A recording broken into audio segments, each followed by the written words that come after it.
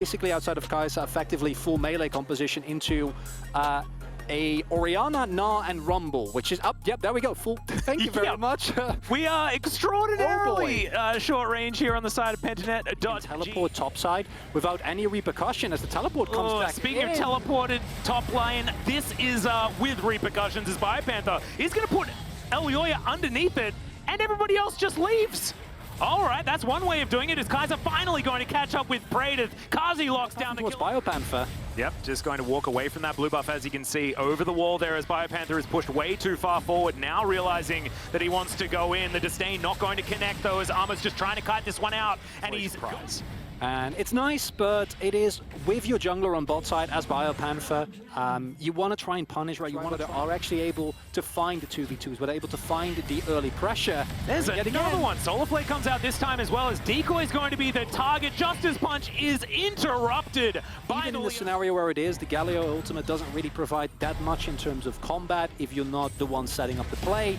And another dive here on top side. Yeah, that's a big Gnar into the wall there as Biopanther is going to be able to get himself out of the way. There's the flash as Elyoya trying to catch up. There are pesky minions in the way. There's the heroic entrance as the flash forward onto Amit. The taunt comes down, and Decoy's just going to do it by himself. Pabu gives up on it. Pressure play from Mad on every single lane around the entire map is now going to get them the first turret blood. That means that this subsequent fight is going to be way easier for him than it otherwise would be.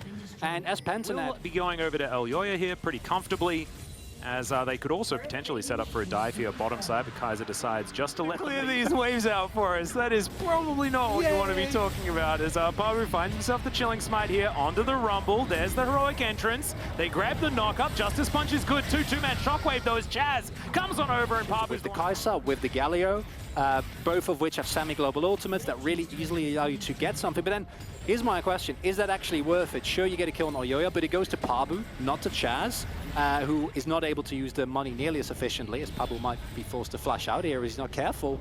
Yeah, well, Amit, let's see what he can do. Doesn't exactly have much of an armor. The flash on forward is Biopanther coming on in as well. Kai'Sa in a bit of trouble, but he's very durable, and all 5 members of Pentanet want this second Rift, Herald. I think I spoke in error before, as that is going to be Kazi 1v1ing the Kassadin there on the bottom side of the map. Not something I would necessarily expect. The Shockwave's going to be flashed there from Biopanther, and unfortunately for Pentanet, they can't actually get anything out of this one. Amit is going as far deep as he possibly can, but that's going to be a fear beyond death, and Biopanther will be able to put a stop to it. That being said, that's the end of the good news for Pentanet.gg. It's Biopanther in a bit of trouble. He is going to get stunned up. Disdain is good, buffered, just to make sure that he can create as much distance. So feared. We joked about her not having the longest of range. What's he gets in return, as a Biopanther should not go in? Yeah, he's dead. Yeah, you can probably continue. Proc. There's just not a lot that an Orianna can do. A little bit over-enthusiastic from Humanoid there.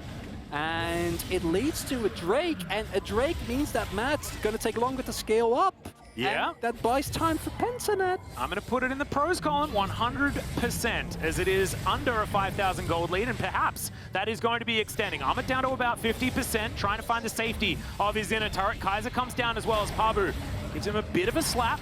Praedyth once again going to find Humanoid, this time not going to be able to grab the kill as he turns around, looks for that one auto. As Kai'Sa gets on in there, the equalizer is going to give Praedyth an exit, but it's via the Death Chamber, unfortunately.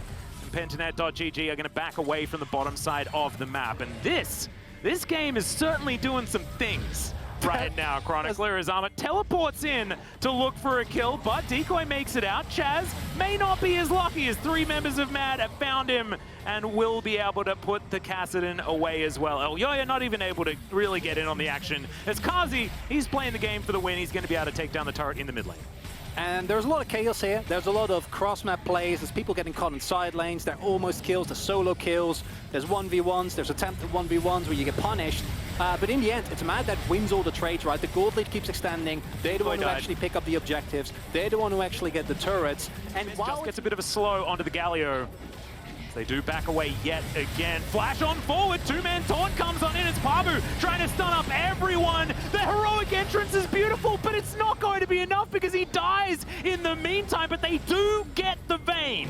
And that is the main thing. Support for AD, you'll take that as Pabu just runs into 4 people. That is not ideal. From that point onwards, now the Baron, a free pickup here for Mad Lions, who surely are going to be knocking on the doors of some inhibitor soon. Inhibitor turret here on the bottom side of the map. Baron keeping all of these minions alive, and I think that Pentanet is just going to have to give this one up. Armit comes on forward, Stride Breaker's on in. That creates the space in order to take this one down. Pabu's going to take the opportunity to at least clear out this mid-wave, but the rest of Mad trying to follow on up here, and he's not able to kill all of these minions just yet. Feels like Pentanet, they need to do something, right? But I think even if they try, is it going to go well? Your Harding H is not that reliable, right? Pabu last time was able to get in from the back, but it literally is either Chaz or Pabu like getting in there somehow, and then you can layer. Your secondary initiation is really good, but your primary initiation really isn't, and that makes it so much harder. That's why Matt can just move forward with impunity. Yep, flash on out here from BioPanther as Solar Flare is going to go wide due to that.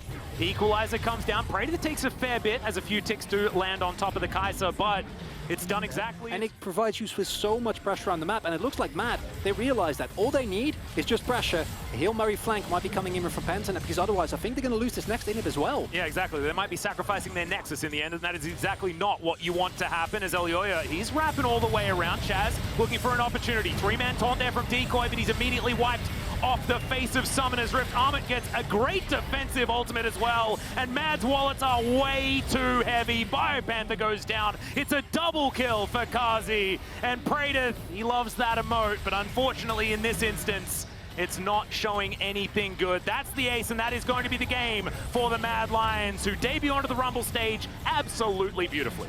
And in terms of kills, you know, there were a couple of 1v1s that didn't need to be taken, but the core thing is, as Mad have done, they get the win, and their objective